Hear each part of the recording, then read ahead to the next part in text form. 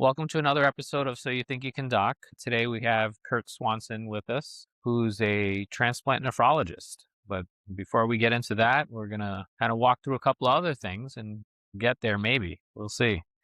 Sounds So, good. so thanks for joining us, Yeah, Kurt. thanks for having me. Happy to be here. Thanks for sharing your time and maybe some of your life. Yeah, of course. So where'd you grow up?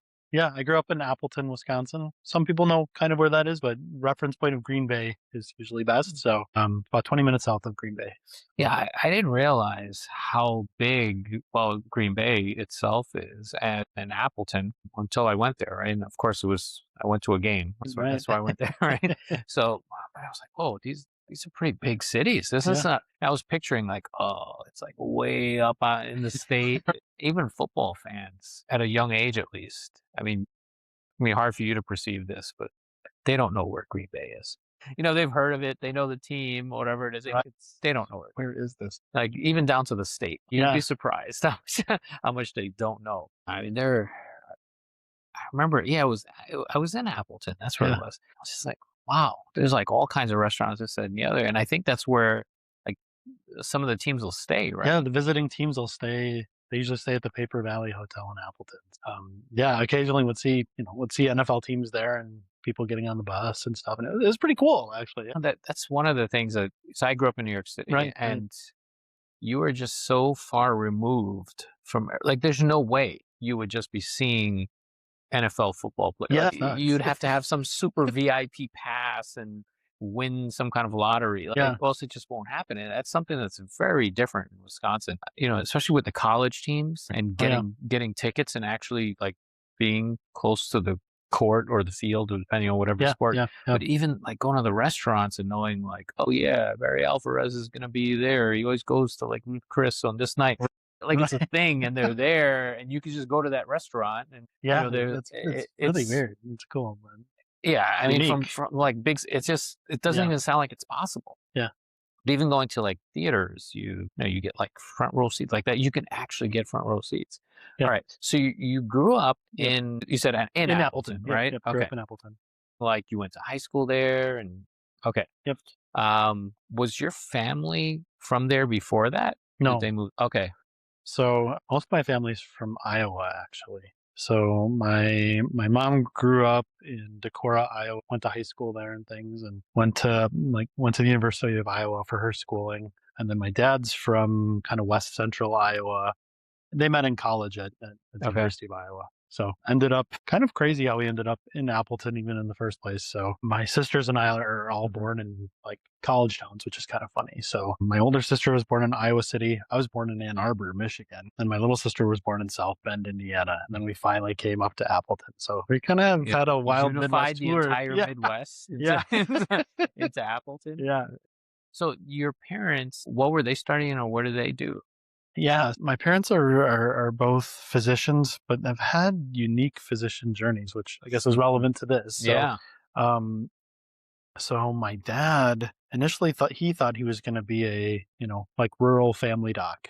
That was sort of his original Mhm. life plan. Then he, like, very late in his medical school training was like, oh my gosh, I don't like family medicine. I have to figure out what to do with my life. He was kind of like a late applicant to internal medicine and things, and ended up doing hemog for many years. And just with what he saw in his practice pattern, actually transitioned the kind of mid to late career to palliative care. Did he actually, obviously this is a different time period, and Yeah. things were a little different.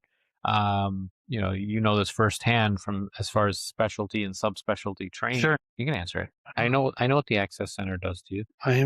This is really silly. I've done REMS. I'm ordering eculizumab for a patient and they're saying I'm not REMS certified. I know I am. I just did it. Yeah, I tried to do that on a Sunday night, and I was not certified, and it was a lot of fun. Kim? Hey Kim, it's Kurt. That's super weird. I've definitely done it, and I feel like I did it not that long ago. And I put you, it doesn't. Yeah, let me see what I can figure out here. Let me try here. I'm on the REMS site. Sorry, Alan. Okay. It's getting mad at me, but I'm trying to figure it out. Here we go. All right. 1 second. No. That's weird. I wonder if the MPI number we have written down for you up here is wrong. Do you know what your MPI number is? I can look it up. I know it starts with 145. Okay. We must have it wrong. Yeah, it's 145-774-8907. Okay, that was it. I got it now. Okay, beautiful. Thank you. Thanks so much. Yeah, bye. Yep. Bye-bye. Sorry. Well, at least it was an easy fix. It is an easy NPI fix. number Yeah, can I be a did lot it. work. Yeah. I did it. All right. So I was getting into something about your dad Yeah. because, my father's a physician also, and he Yeah, did all that's right. kinds of stuff that he did not subspecialty train in. Did he actually do, so he does the internal medicine, and then Yeah. was he like kind of focusing on hematology oncology, or did he actually go do like a fellowship in it? Or Yeah, he ended up doing a fellowship, but I feel like my dad's story is one of happenstance. He liked the hem-onc guys when he was rotating through medicine, and they're like, "Hey, come put in some central lines with us, and come hang out with us." And then he eventually realized like this was sort of his calling and what he wanted to do. But it definitely took a little bit of pulling along from them to ultimately figure out that like hem-onc was what he was going to end up doing. And then, But it's not everybody's calling, to say the least. And there's something that obviously appealed to him. But people outside of this or early in this, sure, this is like scary stuff, right? Like, yeah, do you want to deal with that every day? Like, it's cancer, right? Like, generally, especially at that time, it was probably not like, hey, that's roses, everything's going to get better, right? We barely don't even have treatments, right, for most of this stuff. But he's still okay. He happens along the right people, and maybe he was somewhat running from something. In other words, he didn't like the way his first choice was going. It's a little easier to gravitate towards something when you're running away from something else. Yeah, no, of course. And I think a good, piece of context in history is, oncology has changed so much. And so, I mean, he practiced in an era well before much of the immune checkpoint inhibitors and monoclonal antibodies. And so, I mean, I saw a lot of the kind of dilemma he faced with chemotherapy and again, Appleton is big, but it's also kind of small. And so we had friends or people peripheral to friends that he was taking care of and things like that. And so, I saw it from a lot of different perspectives, not only, as a son, basically, and seeing kind of the internal part of it. So. Yeah. So you're there, obviously you're younger and you're seeing this. Yeah. I guess we'll figure out what your mom was doing in a minute, but this isn't necessarily appealing to everyone, right? So as a younger person seeing your parent doing this or dealing with this, it's not necessarily alluring. I'm saying that from firsthand knowledge. Watching my father used to drag me in to watch Bronx, and I just wanted to go to McDonald's. I couldn't care less about it. So were you feeling at that time like, oh yeah, that's really cool what he's doing, or was there? Yeah, I mean, I think the honest answer, it was kind of a duality to it. I saw, when we'd go to church and stuff. I mean, I sort of joke, my sisters and I, that Dad had a Sunday morning clinic. Because people would come up to him and, hey, I got this relative and this and that, and ask questions. But a lot of it was people just, thanking him and whatever the outcome for the family member or person, they just would, basically say, we're so glad that you took care of them and all this stuff. And so it was a lot of positive in that way. But I think more of the negative was, I could see the stress that it would sometimes cause him and the toll, and or he was like president of a private practice group, and so because of that, he just had a lot of meetings, and it was just like, wow, Dad's just busy with meetings a lot. But again, I had nothing to compare it to, and so if people listening, tuning in, are worried about what is family life like for kids of physicians, I mean, and you can comment on that too, but since I didn't really have much to compare with, it was sort of fine in that way. I got used to it, and when I knew he could be at stuff, he'd be at stuff, right? And so I knew he was involved and cared, and it was just part of the lifestyle. I mean, and he took on some of these extra things that not every physician does. Well, I mean, I'm going to disagree with you in a little bit. You did have something to compare it with, right? You had two things to compare it with. One, your mother. And two, all your friends who did not have that, person there, right?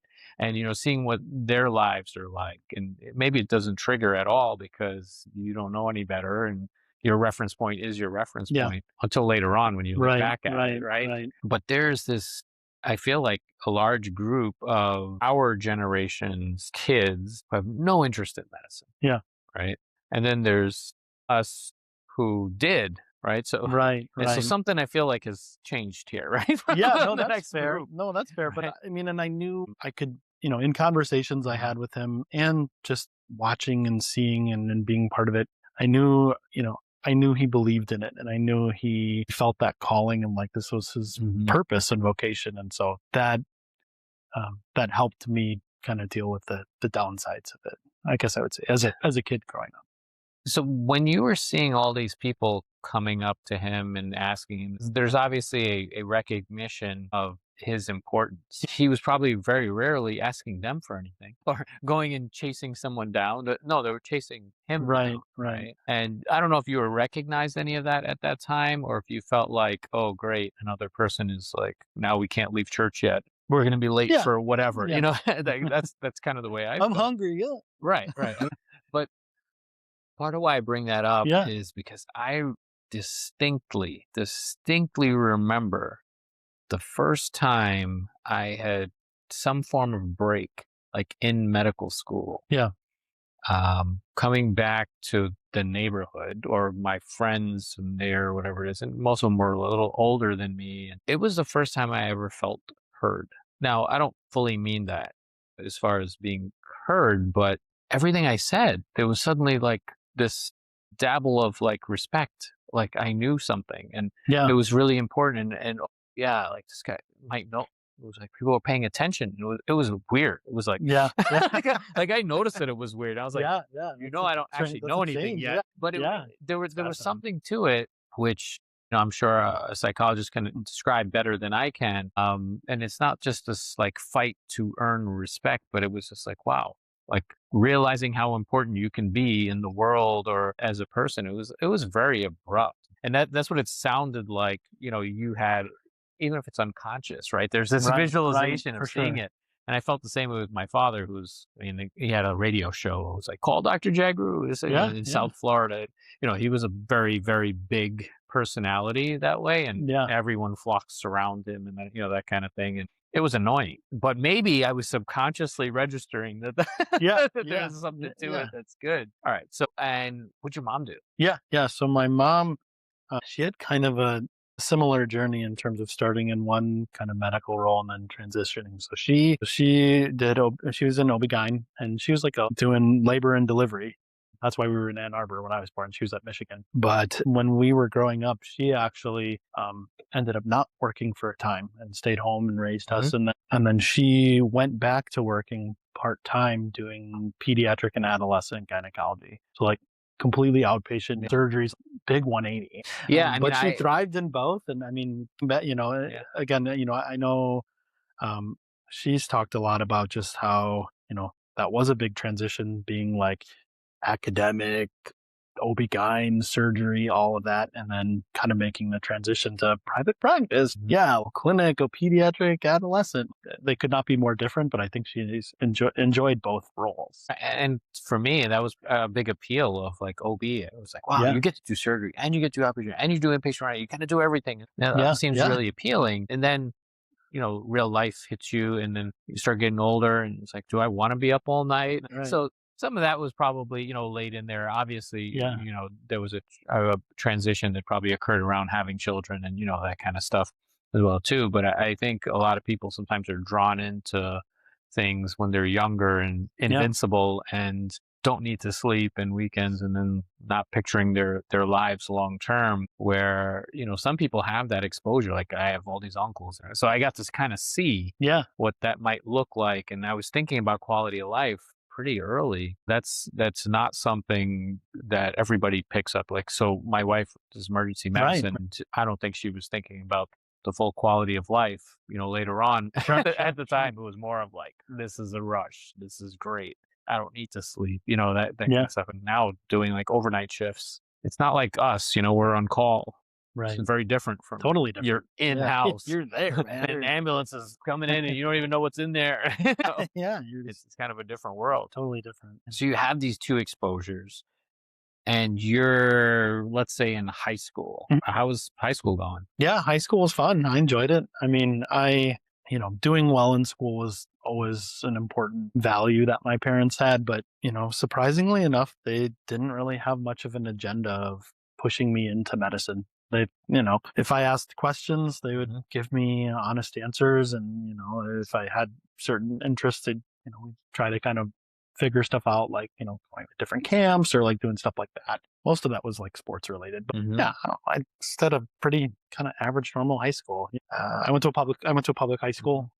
Wasn't a huge school, but I mean, it was pretty sizable, like 500 kids per class. So almost around 2,000. So pretty good size. Yeah. And, I took some AP classes and stuff I was interested in, but if I, there was an AP World History class that had a, kind of a bludgeon of a teacher and gave summer homework. I'm not doing this. Summer homework? Are you kidding me? And it was kind of funny because I ended up just taking, the regular AP history class, which I love history anyway. So I was like, oh, I'll just take the AP test. And I mean, I didn't like get a 5, but I got a 3. So Yeah. I knew there were kids that took the class and failed the AP. So that felt kind of good. I just tried to again, I feel like there's so much pressure of, oh, you got to take all the hardest classes and how many APs, and that's like a badge of honor of how many AP classes. At least for me, I just wanted to do stuff I liked. And that's where my kids are right now. My son is taking, I don't know how many APs, and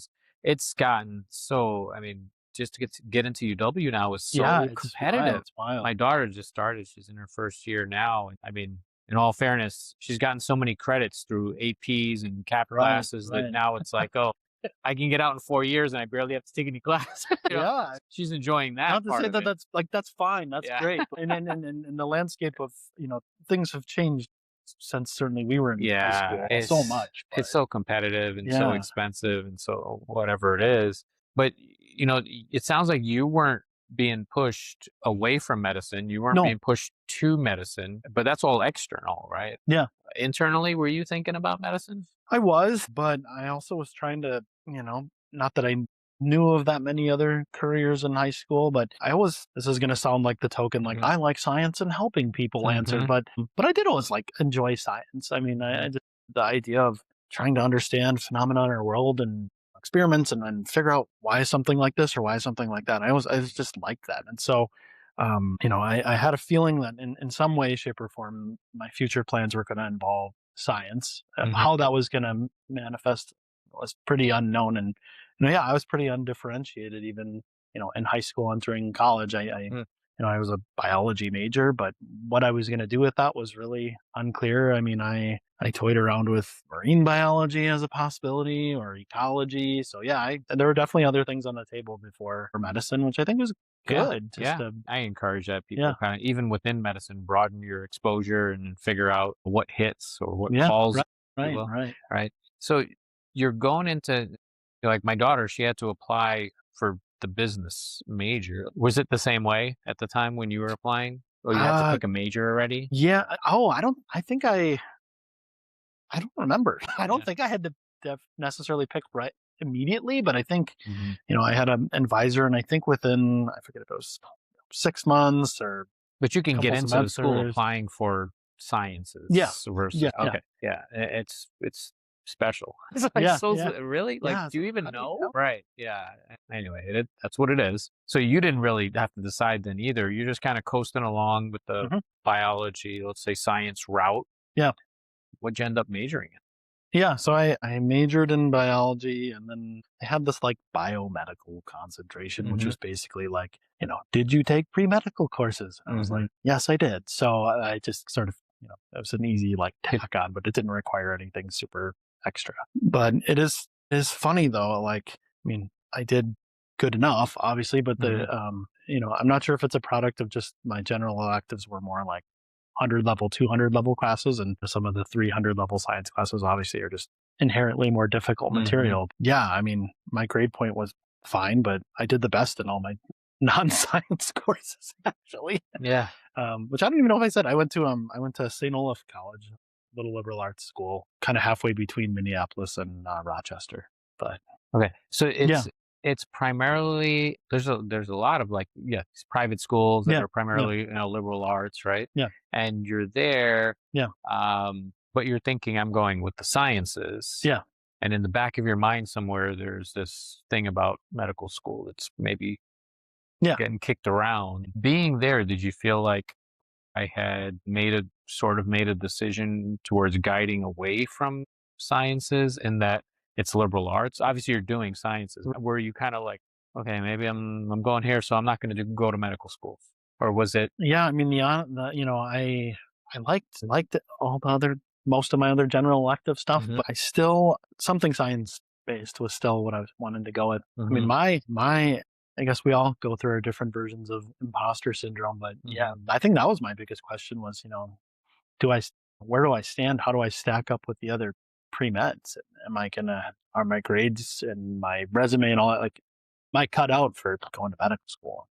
I hope so, but early as a freshman, I'm like, I don't know. Yeah, so you're still questioning yourself. Yeah. At that point, you don't know or realize that everybody else is probably just lying. It feels the exact same way. And yeah, they actually, but they pretend they've got it all under control, and it's Those were my intimidating. internal feelings. Yeah, obviously, you're pre-med. You must be really. Anybody can say that, right? I remember my first inorganic chemistry test. It was 5 questions, so each question was worth 20 points. And the 5th question, I blanked, man. I could not, just no matter how hard I thought and tried, I have no idea. I thought it was the end of the world. I was like, well, at best I can get an 80, which is fine. Okay. And, I handed it to the professor. I'm just shaking my head and distraught. And he's like, you're going to be fine. And he's like, don't worry about it. And literally, like, as I was walking to my next class or my dorm, I instantly remembered it. I was like, why did I remember it right now? Yeah. And it was fine. But at the time, I was like, again, first semester, fall, freshman year. I'm sure I called my parents. Oh, man, I did so bad. And what's next? Fortunately, they were, they gave good advice and were like, we all check your pulse, take a deep breath. You're going to be right. And you probably haven't realized the whole like college curving things and right, how bad people actually score. Because my roommate was a chemistry whiz kid, and so of course he did fine. Right, so your exposure is and I'm like one. Yeah. And this concept like, oh, everything's got to be perfect all the time, or else everything falls apart and all your options are gone. Or getting that out of your head, it's tough sometimes. Yeah, that kind of all or nothing. Oh, 100% or nothing. We know that when you're early, considering pre-med, freshman in college, you're just like the weight of it feels like it felt so intense. Everything's the end of the world. Yeah. It's so, but now you're there. Yeah. Right. Yeah. After a semester or so, you're probably starting to realize. Yeah. You figure it out. You're like, oh, I can hang with the crew and I'm part of the crew. Right. And you start noticing, if C is truly the average, then, well, I'm doing a lot better than most of these people. Yeah. At first you don't know that. And I think a lot of people fall into that hole just feeling, inferior to everyone. Everybody got in here and everybody's doing this. But so you're moving along. Yeah. You're still biology. Yep. And were you thinking like, hey, what am I going to do with this degree? Yeah, no, I was like, well, eventually I'm going to have to kind of differentiate into, either kind of, at least where I went to school was, there were people that were doing they're going to be professors or kind of do ecology stuff or whatnot, engineering or like medicine. And so, I was like, where am I going to go here? And I think it was my sophomore year. I took an ecology class that was really fascinating and I enjoyed it a lot. And the professor was cool. He was just like, well, a big bearded guy who wore flannels, kind of like me. And so, you got along real well. And for a time I was thinking about that. And then, in the end, I kind of was thinking and realizing, I was like, I'm going to have a lot of time in the field, which I guess maybe now sounds kind of nice, but it's not going to be a very like people driven job, and having that personal impact and kind of that personal touch. And I was like, no, I don't know if that's for me. I want to have conversations with people and learn about their lives and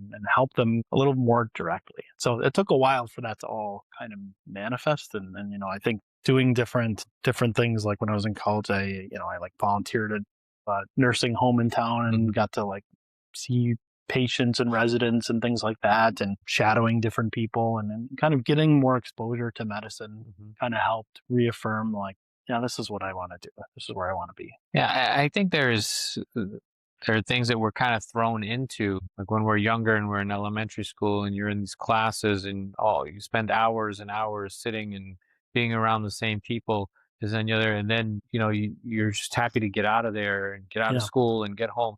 And then it kind of almost sets you up to say, like, "Oh, I don't like being around people." Now, if you took any Yeah. average person that was an adult and then put them in that situation, very few would be like welcoming of this, right? Right. So, it's probably just not that situation. It doesn't mean you don't like, being with people or around people or Exactly. talking to people. It's just maybe not in that setting, which is the extreme, right? Where you Yeah. have no control, no power, and you're Right. like in these masses of people. So I think sometimes that's what it takes. It takes this like stepping back. Yeah, you gotta take a step back, definitely. I mean, Yeah. even just, within college, there's the whole pre-med, whatever word you want to use, cohort or horde. It's Mhm. another, and we're Yeah. just all following each other to the Uh-huh. same classes. There's a,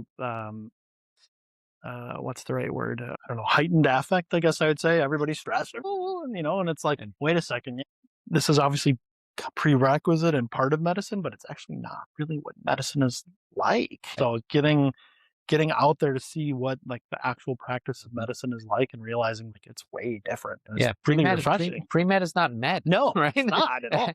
It's just a system of Yeah. filtering out who goes somewhere, right? Yeah. With the concept of, oh, maybe if we put people through all this, then we'll get the best. But the best is defined as a score on a test, Right. which, as you're starting to get to and saying is like dealing with people doesn't usually line up very well, right? With those things. Right. And I think, I know you have a passion for it, and you probably breezed through all your chem stuff, no problem. But I know for me, a big like rite of passage was organic chemistry. I ended up really enjoying it. I liked it way more than inorganic. I don't know, nickel and copper turning color. Something. If I want to have the actual relate to biology. So, that's doing well in that and putting in the time and then seeing the result of that. I was like, yeah, man, I can. Like academically, I'm good. I can get there because I feel like that's sort of the what's the right word? Rite of passage. Rite of passage course. That's the course everybody says. Everybody's afraid of organic. Everybody's afraid. Right? To me, was always actually the easiest one for one reason. If you understood it, you didn't have to memorize it as much. Yeah, you can bring it. But if you didn't understand it, oh boy, it was pretty rough, right? Yeah. And I tutored people. I made a lot of money. Organic chemistry. That was kind of my thing. But I went to, once you understand and the carbons and the carbonyls and it made more sense to me than inorganic. Yeah, inorganic. Now you're memorizing again, right? Oh. And that's that's part of it. Is like if you get it, and it kind of feeds into in medicine, right? If you feel like you're understanding what's going on, and as nephrologists, we don't really know stuff, but we can make something up. And if you explain it to you're gonna remember it, right? It might be dead wrong. It doesn't matter. If it sounds good, sounds great. we're gonna go with it, right? Until some article tells us we're wrong. So be it. We'll make up something else. So a lot of our this is a little tangential. Many of our tests were essay based, written answers. So that's prime for BSing and embellishing. Yeah. I was good at that. But this is kind of jumping way too forward here. But when it comes down to this ability to memorize, this ability to regurgitate, and with all the artificial intelligence and interpretations coming out, those things aren't very useful anymore, right?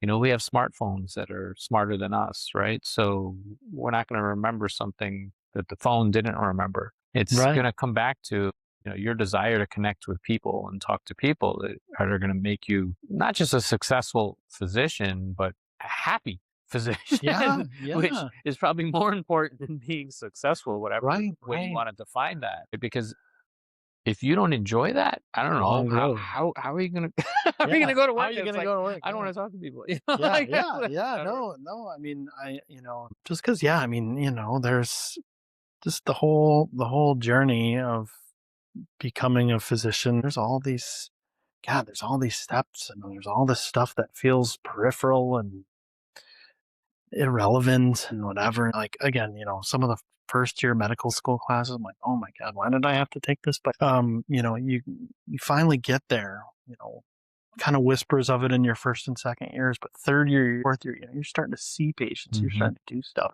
And it's like, of all the places I'd rather be in this job in a patient's room talking with a patient and doing a visit. Obviously, that looks different for different physicians. If that's the Yeah. OR operating on someone, it doesn't have to be that. But boy, wherever you're going to end up terminally, like working in that role, you better love it, because that's the point. So we're gonna get back to that, but I'm gonna take you a little bit backwards here. So we're in undergrad. You know, you're starting to see you can compete. You're getting later in, let's say, junior, senior year-ish, and if you solidified at this point, like, all right, medicine. Yeah, this is where I'm going. Yep. So you had that pretty solid. Did you have anything a step further? In other words, like what kind of medicine? Not really. I mean, were you even starting to differentiate medical versus surgery? A little bit. Okay. Yeah. I mean, kind of through my parents and just our community, and meeting different people and just sort of hearing other people's journeys, people in classes above me and things like that. I didn't know for sure. I wanted to keep an open mind, but I kind of had a feeling like I'm probably in medicine. I probably am going to go the medicine route. But again, those were very like preliminary thoughts. I tried to not buy into that too much, because again, I had very little basis to decide that on. So, I knew I wanted to go to medical school, but really beyond that, I was pretty like pluripotent. Not much, I definitely did not want to like blindly just commit to like, chemo because my dad did. Yeah. Well, we all know people who they say that when they're like 5 years old. Right. And I was like, I don't really know what I'm talking about, so I need to go there and learn. I need to learn what happens next. So the transition now and application process, did that go pretty smooth for you? Yeah, I think generally I remember, I remember just the whole preparation for the MCAT, which has changed wildly since I even took it. I don't even really fully understand the scoring of it now, but I just remember studying a lot for that as a I think that would have been a junior, which is kind of funny. There's a band I don't listen to that much anymore, but my roommate and I were really into this band called Angels and Airwaves, like a Blink-182 offshoot. Oh, okay. With Tom DeLonge, who's weird in his own right, believes in aliens and all sorts of strange stuff.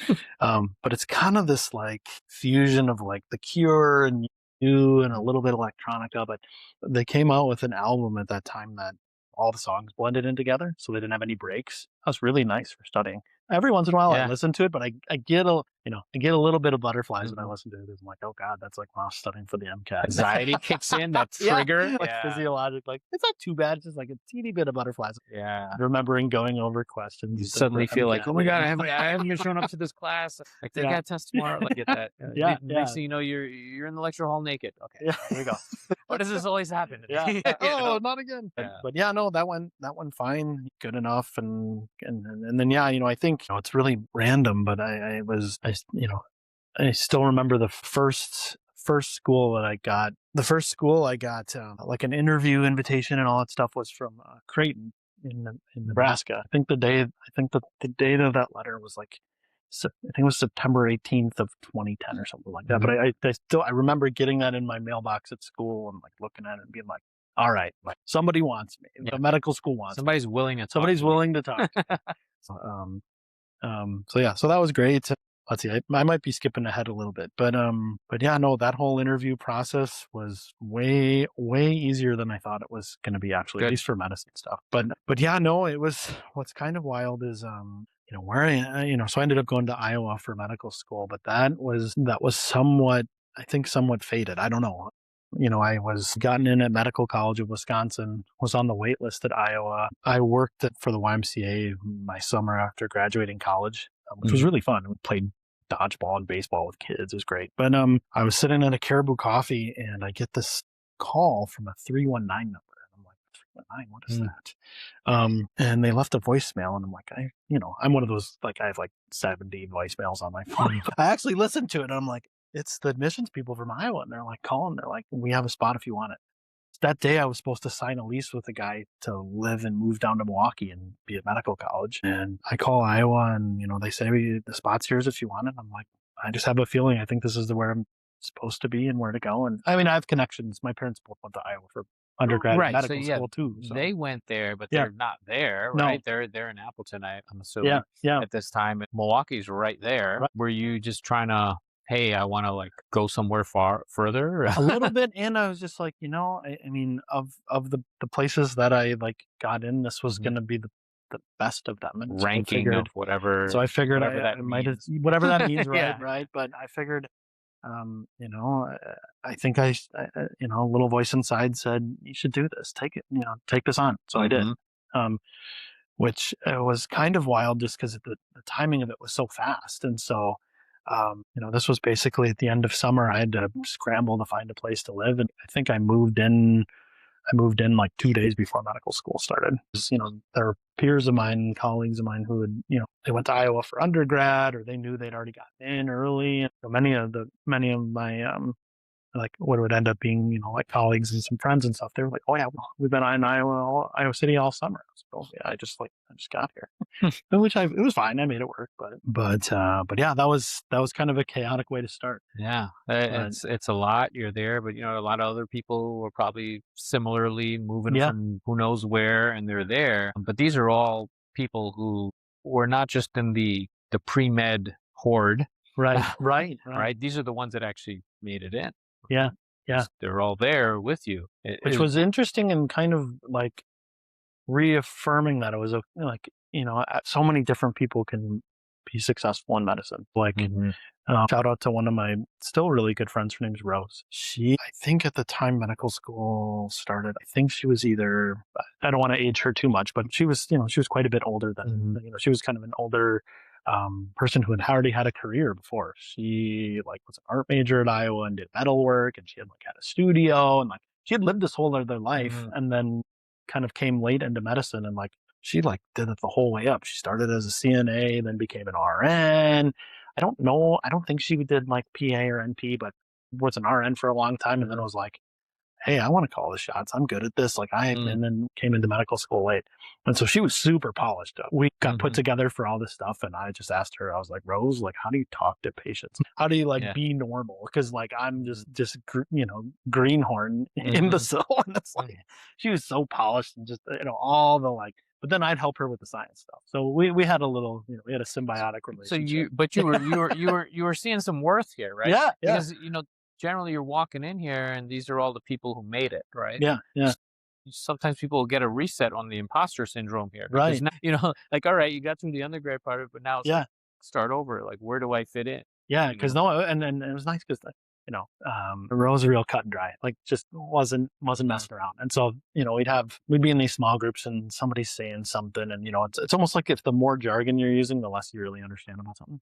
And so, we'd have people talking about this, and Rose would just, I don't have any idea what you're talking about. And then we'd all go, there'd be a sigh in the room because all of us would be feeling that, but it just took the courage to actually say that. Yeah. Or, we had a guy who was a little bit older. He was Mormon. So he had done, his 2-year mission before coming to medical school. His name was Tim, and Tim always sat in the front row of every class. And again, we'd have some PhD talking about some receptor and this and that, and the whole class is looking at each other, and usually be people on Facebook or whatever, and in the lecture, and Tim would just raise his hand and be like, "I'm sorry, what are you talking about?" And we'd be all like, "Thank you, we all wanted that." We were all thinking it. So I feel like, and again, I don't know how they decided the admissions for the Carver College class of 2015, but they did a pretty good job.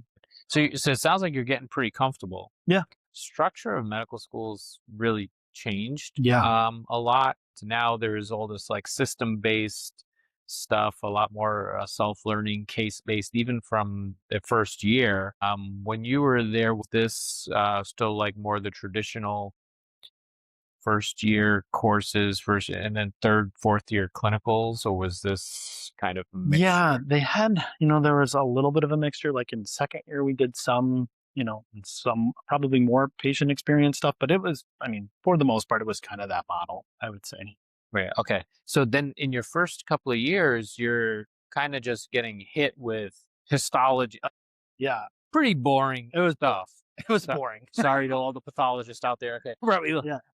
But no, I was dying to just see somebody and talk to somebody with medical problems. I'm not a standardized patient. Can we get a sick one in? Yeah. Here, yeah. It felt, it felt kind of like a continuation of undergrad and just like, oh God, it's just so much book learning and tests and all this stuff. So it didn't like, feel real. It not felt yet. Yeah, it still like these are it things still you're felt like seeing patients was like that carrot ahead and just trying to get at it. right. But then once you actually start seeing people, it's like, oh, I wanted that, but I'm also like, am I ready to I always see felt that? like that, they'd show. Well, you look at all these textbooks; they have these pictures of these most extreme cases of like elephantitis or something, and it was like, oh, that's not real. Like you're never gonna see somebody that, oh, what, where does that happen? Like you got to neglect that for like 30 years to get that bad. That's the way I always kind of felt like. Why do they keep showing us this like, Yeah, stuff you'll never see? Like this yeah, is so yeah, far fetched, right? yeah, But now you're creeping into, let's say, your third or fourth year. You're kind of forced through, all these rotations, right? yeah, Whether yeah. it's, medicine or surgery or OB or whatever, you get this forced exposure. Yes, forest exposure. Right. That's such a wild time. I mean, I'd love to hear. I mean, I'd love to hear your experiences and what that was like for you. But Yeah, I mean, it's- everybody's got like their different. It's how you react to Yeah, a lot of yeah. this, right? For me, a lot of this just solidified. I wanted to have nothing to do with surgery. I mean, I passed out. I was like, Yeah. it was a mess. It was like, so. I mean, there was very little doubt left in my mind where I belonged. But I'm assuming you weren't passing out like me. What's right? your wife call medicine people? Blue bellies? Oh yeah, I was like blue bellies. I was a blue belly man. Yeah, I mean, you're a blue belly. I showed up to orthopedic surgery with the stuff. We don't use those here. Don't even bother. Which they were actually really cool. I mean, they figured out I was a medicine dork right away. But I paid my dues. I did the pack mule. I had my coat stuffed with whatever they needed and carried the bag around for the and all that. But no, it's actually pretty funny. I was on that like January or February, sometime in the winter, on the trauma service, and fortunately, we were pretty lucky that there wasn't too much that going on, despite icy roads and things. And so most days we the field of the house was right there on next to the hospital. We just go and play basketball in scrubs. Hey. Which I wasn't much of a shot, but I could dish the rock, and so I'm pretty sure I got honors because I had a good number of assists. So, Yeah. I hooked the ball up with our staff a bunch of times. So this kind of brings us into some of the, I guess, the non-academic parts of things that kind of keep your sanity, if you will, right? Yeah. Blow off your steam and this, that, and the other. And I'm gonna kind of divert a little bit here. Sure. There are other things, at least I know of you, that have kept your attention through your life for the most part. But more specifically, I'm getting into fishing. Yeah. So you grew up fishing, I assume? Yep. Were you in the big lakes primarily? Yeah. So 'Cause you were pretty close. pretty close. Yeah. Yeah. No. So, my parents, we have a cabin like 30 minutes north of Green Bay, on the Cano River, and so it's kind of weird to have a river cabin. But my dad, and this is actually a pretty funny story. But my dad and really his kind of main connection to Appleton, family friend, also a doc. They would fish up there. Hilariously now, which I have more full understanding of this being married and having children. They bought a plot of land up there without talking to the wives. Told them after the fact, which is wild. But either way, that's where I really learned to fish on that river and things like that. Yeah, I mean, my whole fishing journey's been kind of complicated, but going from just kind of, just like everybody starts bobber and a worm and little panfish and bluegills to, spin fishing. And my dad fly fished a lot, and I'd watch him do it, and I was like, wait, I'm catching fish on my own way. I don't need to do this. And he'd try to show me, and it was hard, and I'd get bored. But then, finally, he kind of had that right balance. He wasn't quite as intense as what Tom Skerritt and River runs through it. I know Robert Redford decided, but had elements of that. And then finally, he'd be catching fish on fly, and I'd be just kidding. I wouldn't catch a thing, and I was like, all right, I better try this. And That's a lot of work to not catch something. Yeah, and then I eventually converted. But yeah, I mean, fishing's kind of always been there with me, even through medical school. Like going to Iowa, I just assumed Iowa was cornfields and corn and hogs and no water. I thought your mic started to sneak back in there again. Sorry about that. I'm not sure if it's going to matter. And that's kind of what I really wanted to get at. So you did carry fishing with you. Probably the time I fished the most in my life was medical school. Right. So you were saying, so Iowa, and I also, well, I guess Dubuque, I know there's water there, but but I'm having a hard time picturing where the water is, right? Yeah. But apparently it was there. And so all through medical school, you're also fishing. Yeah. Right? Yeah. That was, I think, really kind of mentally, emotionally, physically helpful for me. And again, different people have different strategies. I have a really good friend from medical school who, he ran college cross country, and running was his thing. That was what helped him kind of recenter and reorient. And yeah, I think whatever that is for people, keep it or even build on it in medical school. You don't have to give up that part of you. Yeah, and I'd even argue if you don't, it'll only Go well, crazy. it's very easy to accept, like, oh, I don't have time, so I need to study more. But you should probably be studying more efficiently. And you probably study more efficiently if you were doing something else, is what it kind of comes down to, just clearing your head or exhausting you. Even if you think about the weird dynamics of something like when you treat ADHD, you use an amphetamine. How does that even right? Because and then you come down and then you can focus, right? Yeah.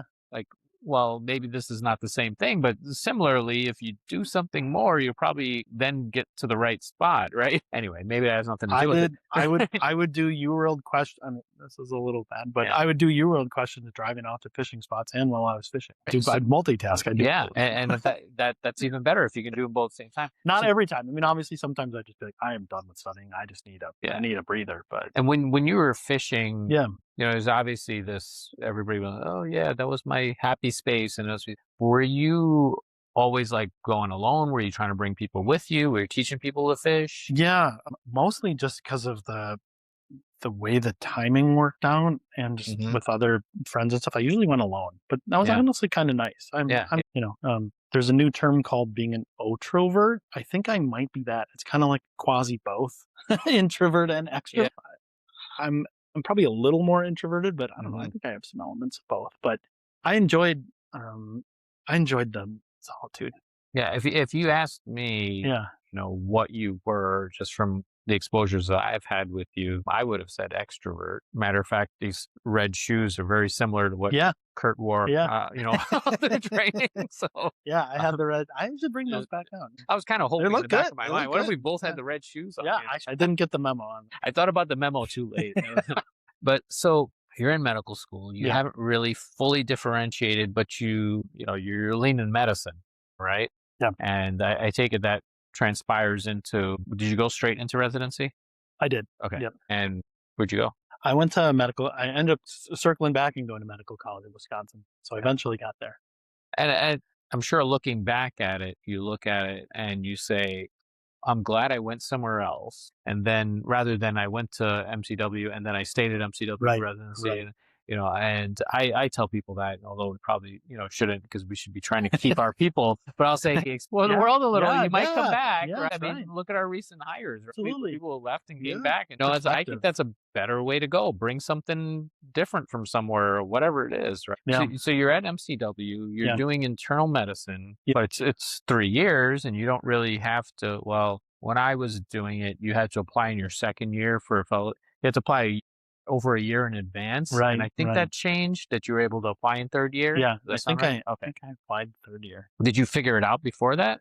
Kind of midway through second year, I think. It took a while to figure out what I wanted to do. So were you just trying to like, hey, I'm going to do different electives and yeah. So you were just kind of, and then somewhere, I assume you did a nephrology elective? I did. Yes. Yeah. Obviously there's just so much nephrology in basically everything that, I felt like I gravitated towards those cases. The timing of nephrology elective was kind of like late in my residency, and so just for scheduling and circumstantial stuff. But actually, what really, there was a couple of different things that drew me to it. Honestly, probably number one was just kind of the mentorship and the people I was with, and so the particular fellows that I was working with. One I still am in close contact with, Dan Sturgill. He's a general nephrologist up in Green Bay, but he took the time. He sat down with me and we went over and did some acid-base problems, including like the triple acid-base disorder. And, and we went over stuff and we'd spin urine, and we just really felt like, like comprehensively, it's like, we're doing healthcare. We're doing a lot. It's not just, it felt like there's more to it, and we're seeing patients all over the place. And like, yeah, it felt like what we were doing was impactful, and we got along, and seeing just collectively from, attending to other like learners and the PAs and just the whole kind of nephrology community. I was like, all right, I feel like I belong here. I feel like I fit in with this vibe and these people. And I'd say it may not have seemed ideal, but taking your nephrology elective when you said Yeah. late second Yeah. years, Yeah. again, I had to apply the way it was at that time. You had to apply in basically the middle of your second year. So like, Yeah, it's pretty early. to make that decision. So I walk into residency, and I don't know how exactly it all laid out, but it was super early in my first year, maybe one of my first couple of rotations, nephrology. Yeah. So I knew I wanted to do nephrology already at that point. Okay. Yeah. So I'm like, okay, let me, because then I'm going to get a letter, and like this is my whole concept. And, I walk in, and I don't know how to use the computer system. Well, at that time, it was only labs anyway. There was still paper charts. You don't know where anything is in the hospital. You don't know how things go. Early rotations are just hard. You're an inherently. intern, Yeah, right? And you're walking in the first time. And I'll never forget, the nephrologist the first week told me I should not apply for nephrology. Oh, no. This is probably not the right way for me to go. Now, she happened to be, after that, she happened to be the program director. Oh, no. Nephrology. So anyway, you can see how this is going. Fostering environment. Fortunately, there was another guy there while I'm on this, who had written like the up-to-date chapter on all this stuff. Yeah. Big name, and Sure. he's the guy who invented FE urea. Yeah. Andre Kaplan, brilliant guy, Yeah. built his own phoresis machine, and kind of did all this like really cool stuff. And he looks just like the guy from The Princess Bride, the really smart one who was inconceivable. And he sounded like him, looked like him. I mean, but this is the environment I'm in, right? I'm with that guy who's like, why would you order a FENA? Because that's a useless test. FE urea covers everything, right? And you're like, he's right, but nobody does that, right? Anyway, but this is where I am. And the reason why I bring it up is that I was fortunate enough to come in kind of bulletproof at that point, because I had already heard everything that you could hear negative, and I had to overcome so many different things that I was just like, another hater. No, but there is something to be said with that. Yeah. Resiliency is super important, man. I feel bad for the people who, maybe walked in and, got something like that and then felt it, listened to it, took it in. I took it as motivation. Yeah. Again, I've already taken a few shots. I was good to go. And I say it because people are going to get those situations. It's how you react, right? Everything is about how you react in life, not what's coming at you. Because if nothing came at you, I don't know, maybe you just didn't see it. Yeah. And maybe you should keep it that way, because I'm sure it was. And you could be perfect and people are still going to come at you, right? Yeah. Yeah, absolutely. Well, I mean, those, shots as you described it, or moments of humility. Yeah, that's just like, they're going to happen. And how you respond to it is so important. Yeah, they're going to happen. And in medicine, there's no way to avoid it. Yeah. There's always going to be some outcomes or people that you're going to interact with, because in the end, people joke around about it, but it's like, people die, right? They're going to die. Sometimes that may or may not be related to what you were doing, but you got to figure out how to react and move on, right? All right. So we're in residency, Yep. Late residency. Yep. Which, interestingly, a shot I took was when I said that was where I wanted to go, I kind of got the Larry David there from my advisor. And I was like, yeah, that's where I want to go. And he's, oh, you need to stay in the Big Ten, and you need to go someplace and do all this research and blah, blah, blah. And I was like, I don't want to do that right now. And I wanted to, like you said, Iowa, to their credit, Iowa was like, if you want to be an internal medicine resident here, like you're good. Like, you got it. You're in. They made it a difficult decision because, they met with all us and they're like, we know all you guys. You're students here. Like, you'd be incumbent. Yeah, you got a spot if you want it. it's yours to give up with the match and all that stuff. Like, that's pretty alluring. You're like, whoa, okay. I don't have to move. I just stay here. Avoid all of that. Avoid all that stuff. And I was like, you know what? I want to see another place. I want to kind of see another setting because, like, medical college is, it's hybrid and it's kind of got that county hospital feel and whatnot. And I like the people and I like the area and whatnot. And yeah, in the long run, I'm glad that I got to go somewhere else and see another system and take care of different patients. I was great, but it is kind of homogenous, and it was a broadening experience to go to MCW is what I'm saying. Anyway. Yeah, and I think I say this to a lot of people. It's like, where you do residency, where you do fellowship, you don't have to make these decisions on like, this is where I want to live the rest of my life. It's a blur when you look back at it, and chances are you're not going to have that much time to do anything anyway. So it really doesn't matter. Just look for where you're going to get the exposure to whatever you might want to be exposed to. There's fish in Milwaukee, so I'm going there. All right, so we're in Milwaukee, right? We're gravitating, towards nephrology, but then we've got a little going on, which sounds like did not deter you, right? And nephrology is not for everyone. That's the truth of it. And I'm most likely the person who's going is not a nephrologist, or in my case is. But you obviously went forward with it, right? Yeah. No, I mean, I had a nephrologist. I had a nephrologist say, "Well, you're not that smart, but you work hard, and that's good." And I was like, "I'm just gonna take that with optimism. Yeah. Fine." And I think it means more than it seems, especially as time goes on, right? This whole think about when you interview people to work with, right? I don't interview people to try to figure out how smart they are. I try to figure out if they're hardworking and I can work with them. That's a whole lot more important to me. Reliable and friendly. What you can memorize and regurgitate to me, that means nothing, because that's what people, when they say smart, they're usually referring to your memory of useless things that probably won't help you. Are you talking about like factual intelligence or emotional intelligence? Emotional intelligence is what we should actually be talking about. So I agree. Yeah, so, you kind of went through it and you said, all right, you avoided this research. It's not an allure, it was a research that somebody was trying to direct you towards, right? I did a little bit of stuff in undergrad, very obscure. These pearly oysters that live in these salty ponds in the Bahamas, very random. We'll talk about it some other time. But it was, I was just like, okay, it was kind of a means to an end. But at least at the time, it just felt too unrelated to patients.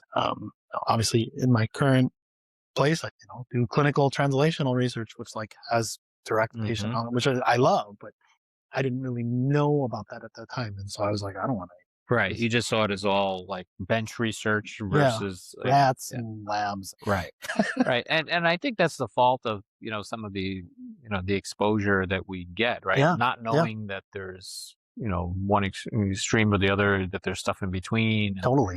I think that's that was a knowledge gap on my side for sure. But I think it's a knowledge gap on all of us. Yeah. Nobody until we walk into it. Right. All right. So you applied a fellowship. Yeah. Obviously you ended up coming here. Yes. Right. But were you like, hey, I want to go there? Or were you just kind of looking all around? Yeah, I was looking all around. And it's funny, I was dating, who would end up becoming my wife. And I was like, I was looking all over it. I looked at Virginia and Duke. And I think I went out to Colorado as well. I actually met Adam there years ago. Is that right? Yeah. I looked all over, and so I was like, I'm probably not even going to be around anyway, because she lives here. She lived in Madison at the time. I was in Milwaukee. So we were kind of doing a semi-long distance thing, and I was like, I'm probably going to be in North Carolina or Virginia, so don't take me too seriously. Little did I know. But I mean, when I came here and met everybody, and especially, I walked around with Micah, and even though I didn't understand anything that I was looking at, I was like, this guy, this is a guy, and this guy's awesome.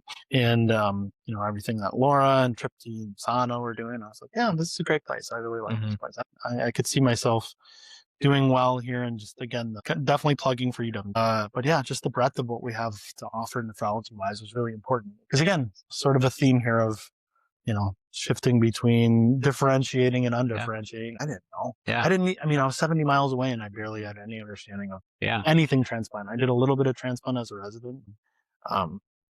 I knew very little about it. So, Yeah, and I think it's an important thing. And this is like, I don't try to oversell things. I just try to tell people the way it is when they yeah, interview here for yeah, fellowship. They say, well, if you want to get exposure to everything, this is the place, right? yeah, Because there aren't that many places that have transplant and interventional nephrology. And so that way you can figure out what you actually want, right? And you had what seems to me, but obviously your take would be very different, but was seemingly pretty uneventful yeah. I think so. fellowship. Yeah, I think it went okay. Yeah, I just particularly remember that you had a boat fragmented into pieces that was either on the back of your truck or on the you had some kind of I had a balcony, balcony. Yeah. 2550, yeah, across the university. Yeah, you could see it from the hospital in the VA. So It was obviously, fun. Fishing followed you, It right? did. It did. No, definitely, definitely. And yeah, I mean, I think having a hobby like that when you're moving into a new place, it's really nice. It's a nice distraction and it's fun and it's kind of an adventure. Yeah. Well, it gives you something else to focus on or look to or try to make time for. Yeah. Even if Yeah. you fail, at least you had something else you were trying to make time for. Imagine you were trying to make time for nothing. Yeah. That'd be horrible. I mean, that'd be awful. Yeah. So, but yeah, no, and again, even, um, I had absolutely no idea what I was going to do nephrology wise. And then, I think I ended up kind of connecting with Sandesh, pretty early. I think that was like August or September of my first year. I did a weekend of transplant and he did all this teaching and showed me everything and, not everything, but, basics of transplant and so on and so forth. And I, got to spend time on B46 and whatnot. And I was like, yeah, man, like I like this. Like I think I could see myself doing this and obviously built on that. But, it's like Inception. He sort of planted the seed and sort of let it grow. So Yeah. So, and transplants its own separate little world, I'll yeah, say. And yeah, most of the time when you're looking at transplant, you're also kind of stuck in bigger centers because right, small centers don't do transplant, right? right, right. Um, so you delve into this sub specialty. You stayed here another year Yep. to do it because that's what's required. It's a huge center for transplant. During that transplant year, how did that feel? Was it feel like a continuation of residency for you? Because obviously you were familiar with the staff and the system, but now you were kind of, I guess, doing it full time versus, in spurts. Yeah, no, it's 1 year fellowship is so fast. Just went so quick. I mean, in that context, I was really glad that I stayed. I think to have gone to another place to just hell even learn where the bathrooms is, and, just the nuts and bolts. I feel like that takes a couple 3 months at least, if not longer. And so for that reason, I was really glad that I stayed here. And it was kind of like, yeah, it was a step up in terms of working with people I had already worked with as a general fellow, but in that transplant role. So it was kind of, and I think the official title is clinical instructor. So yeah, and it was kind of this like, I'm a quasi fellow, quasi attending type role. Right. At night you're an attending. Yeah, right. No, I think that, growing in independence and responsibility, I think was really good. I'm taking those access calls because, obviously if there was really crazy stuff, I'd, get an attending on the phone. Like I had one where, patient was pretty hyperkalemic and, we were just trying to figure out beds and where they could dialyze because that was really their primary need. And they were like a 2-hour drive away. And, as I looped Maha and we hear the ambulance drive off. They're like, oh yeah, you guys accepted, right? No. They're like, oh, well, they're in transit. They're on their way. And then they hung up. Surprise, you're it. Okay, that person did fine. We made it. But anyway, aside from that, though, usually I handled the access calls independently. I think that was good for my growth and training. Yeah, some people have these stops where they'll like work as a hospitalist for a certain amount of time, and this, that, and the other. They get that experience, that comfort, that being the last person, the only person in the room, or whatever it is. And as you're flowing through it, you haven't really just been in this isolated or in some small center where you're it and the only Sure.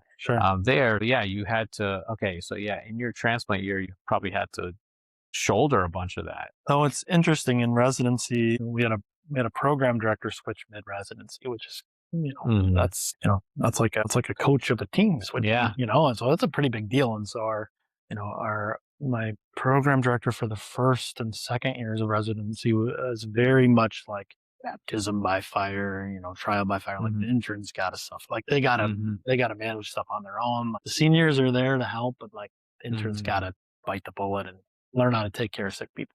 So we had a lot of autonomy and did a lot as interns. The subsequent program director had a completely opposite mentality and said, the interns, they need hand holding and they need help. So kind of on both ends of residency, when I was, hoping as pie in the sky as a senior, I'll just get to sit back and, hey, intern.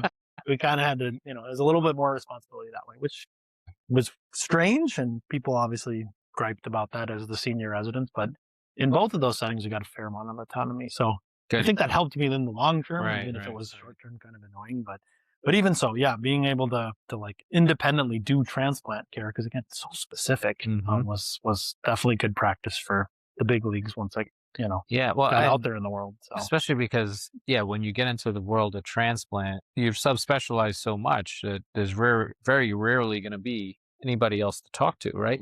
You're reducing the number of people. Me. Yeah. Like that's it. Right. So in your transplant year, you also now have to start thinking about like, I need a job. Yeah. Now I'm done with school. Like for the first time after delaying this all my life, finally, that's it. But, during fellowships, we'll say, you also had a kid. Yeah. Right. And how did that hit you? Dramatically. It's a big, it's completely changed everything in a good way. But obviously my wife has had good jobs and has been very successful in her own career. But, at the same time, I was like, I got to deliver here, not only just for me, but I have a wife and child to think about. And so, I think it just upped the ante on everything and made it like, dude, figure it out. Get a job. Get in line, get going. Which, the hope and dream was to immediately be here. And, there were factors they weren't hiring. There wasn't the need at the time. And, well, you train yourself into a niche. Right. This was mostly my self-induced, but, I was fortunate enough that, our neighbors to the west, Minnesota was hiring and looking. And, again, I feel like everyone was very supportive in helping me get that, Maha and Didier and Sandesh. I think they all talked with Rick Spong and the group over there. And so, that I'm really glad that I got to go to a different place in that capacity. I mean, I'd obviously been at different places as a learner, but different places as a faculty is, I think that was valuable just to see, because, obviously there's shared stuff we all do in transplant, per policies and regulations. Really beyond that, there is a fair amount of wiggle room and there is a lot of gray. How different programs, it gave me kind of an outside perspective of the day-to-day of how a different transplant program works. Yeah. My fellowship did 50 kidney transplants a year, maybe. Yeah. And, then I came here. Yeah. They're still using some of that. Oh, they use it. It's different. Yeah. But fortunately, when you train here and transplant here, you're good. But it doesn't go the other way. But, so you're out in Minnesota. just a lot.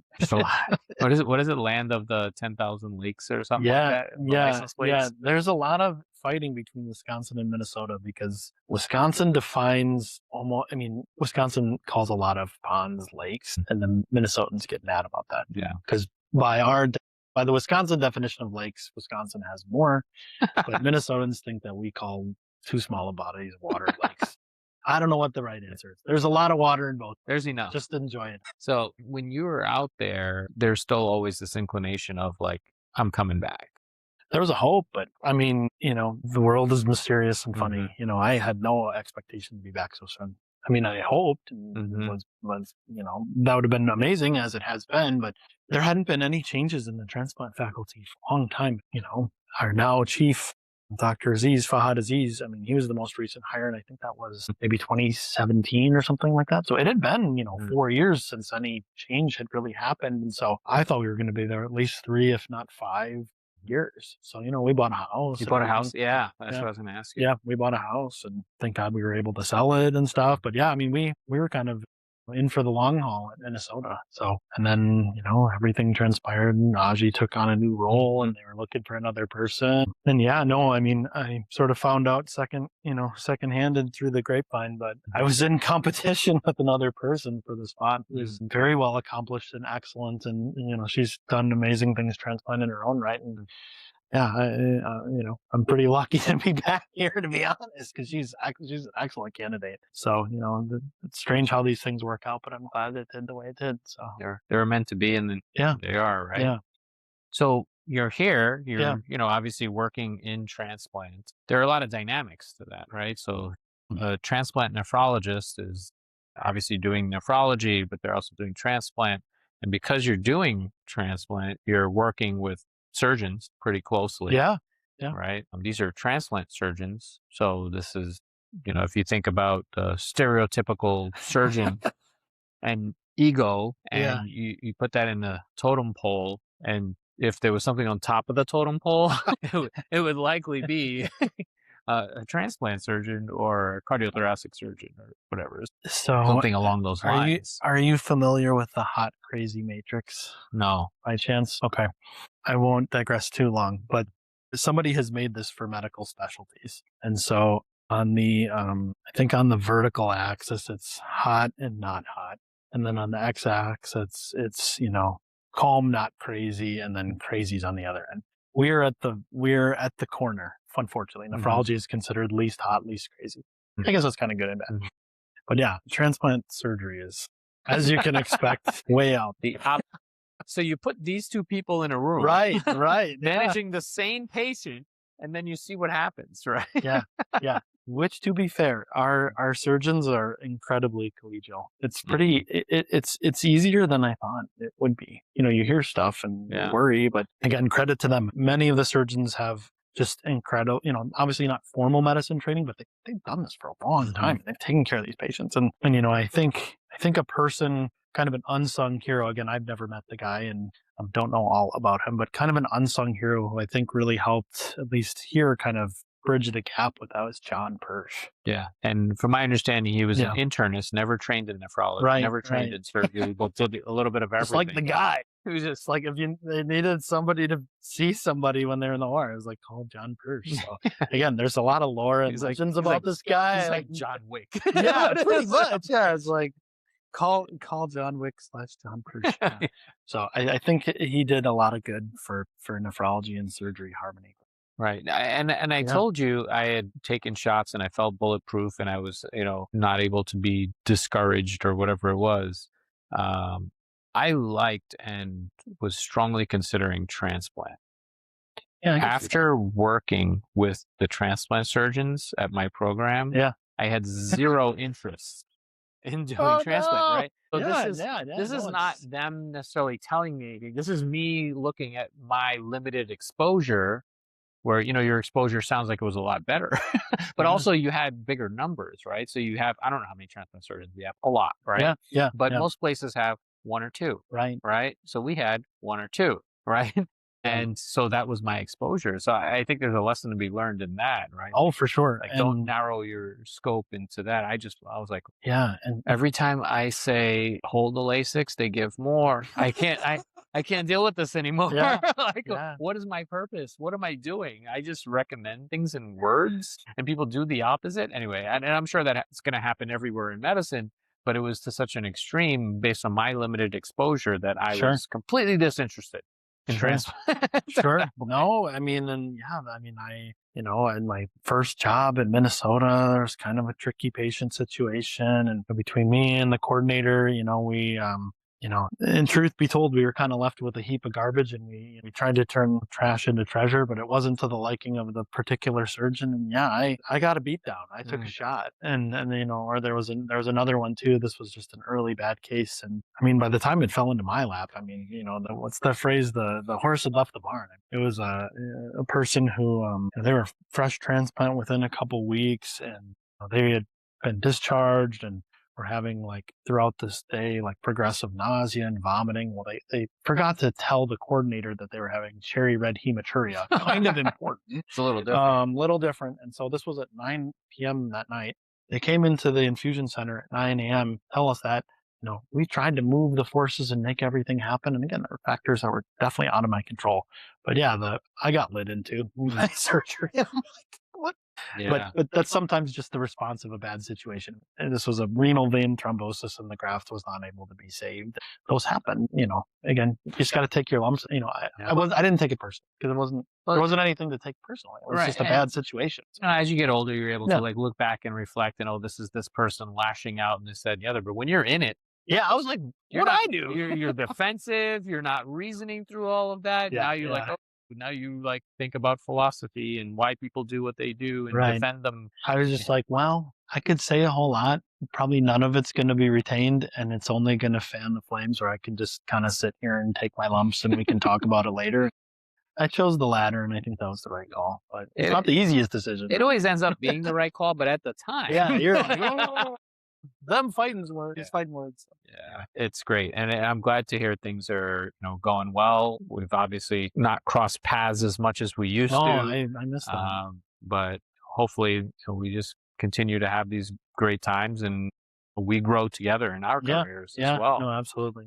Is there anything you think you want to give as far as advice to maybe people in different stages? I know we kind of did that. Yeah. We kind of went through a whole journey in particular we're leaving out. Yeah, this might be a little bit out of date as of things I've said about AP classes and just the competitiveness of medicine and so on and so forth. But I think there's something to be said.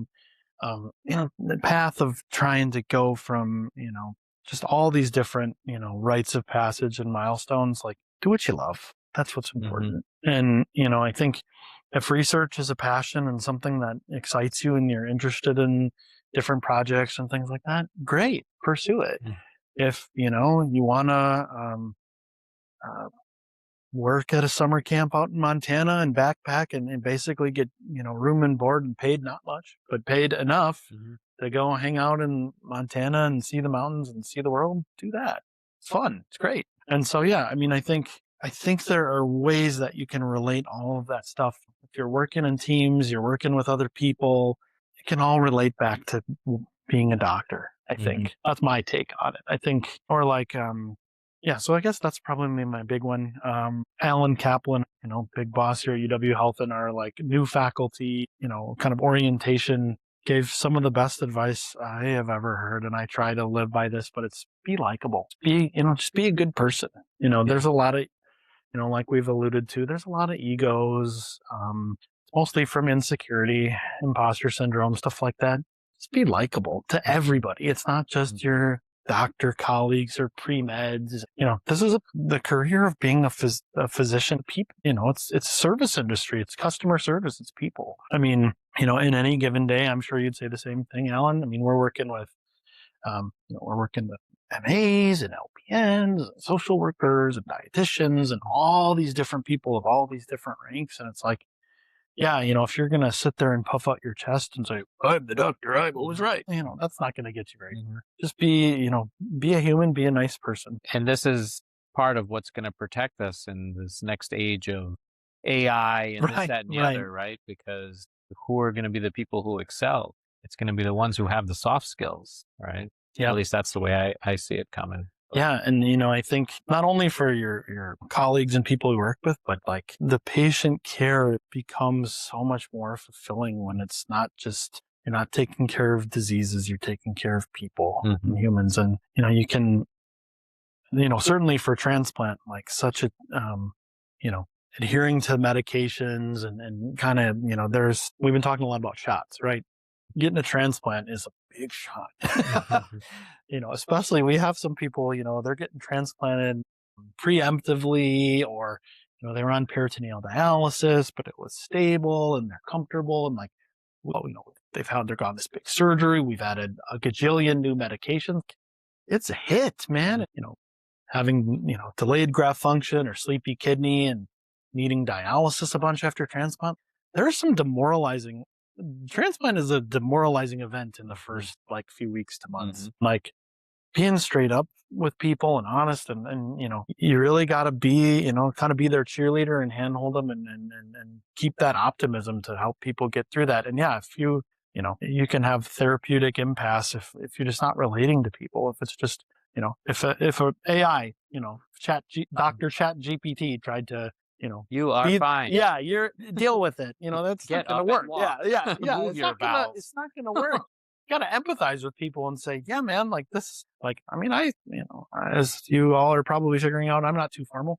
I'm just like, the first part of transplant sucks. Mm-hmm. It kind of does. We have the experience. We have the knowledge. We're going to get you through it.